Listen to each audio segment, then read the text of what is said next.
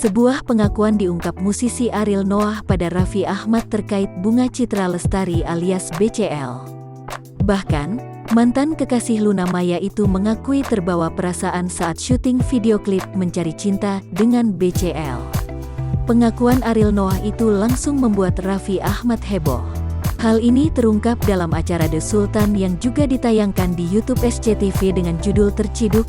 Ternyata Ariel Noah terbawa perasaan dengan BCL saat syuting video klip The Sultan, tanggal 2 Mei tahun 2021. Jujur, Ariel, saat adegan video klip Mencari Cinta dengan Bunga Citra Lestari, kamu sempat merasa gugup atau terbawa perasaan? Tanya Raffi sambil tersenyum. Ariel pun terlihat bingung, lalu menanyakan soal pertanyaan itu. Pilihannya, gugup atau terbawa perasaan, ujar Ariel. Merasa terjebak, Ariel tertawa lalu menunjuk Raffi. Sedang Raffi merasa puas karena menyodorkan pertanyaan jebakan pada Ariel. Jadi kamu merasa gugup atau terbawa perasaan, lebih kemana? Ujar Raffi lagi. Oh kemana? Ujar Ariel sambil berpikir menjawabnya. Ya, lebih kemana? Tegas Raffi soal pertanyaannya. Karena harus profesional, jadi terbawa perasaan, jawab Ariel.